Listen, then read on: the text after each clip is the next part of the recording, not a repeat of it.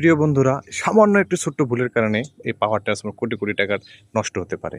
এই যে দেখতে পাচ্ছেন, এটা একটা ব্রেথ, পাওয়ার ট্রান্সফর্মার ব্রেদার বলা হয়। এই ব্রেদারের ভিতরে কেন সিলিকা জেল ব্যবহার করা যায়? এই যে ভিতরে দেখেন গোলাপি রঙের, হ্যাঁ, ছোট ছোট কোণা আছে, এটা সিলিকা জেল। এই পাওয়ার ট্রান্সফর্মারে কেন সিলিকা জেল ব্যবহার করা হয় সে বিষয়টা আপনাদেরকে বলবো। পাওয়ার ট্রান্সফর্মার সবসময় ফুল লোডে চলে, প্রত্যেকটা জিনিসে কিন্তু শ্বাস প্রশ্বাস আছে। পাওয়ার ট্রান্সফর্মার যখন লোড নেয় তখন ওই পাওয়ার ট্রান্সফার ভিতরে কিন্তু তেল থাকে, ওই তেলগুলো এক্সপ্লোশন তৈরি হয়, এক্সপ্লোশনের মাধ্যমে তখন ওই যে উপরে যে কনজারভেটর পাইপ দিয়ে এই যে কনজারভেটর ট্যাঙ্কিতে চলে আসে, ট্যাঙ্কি থেকে আবার কনজারভেটর পাইপে চলে আসে, ওই সময় এক ধরনের পাওয়ার ট্রান্সফার ব্রেথের সৃষ্টি হয়।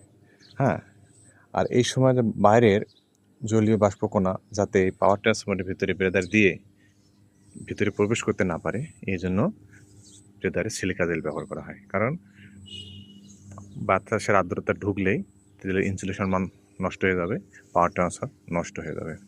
আশা করি বিষয়টা বুঝতে পারছেন। ধন্যবাদ সবাইকে। ভিডিওটি লাইক, কমেন্ট, শেয়ার করবেন।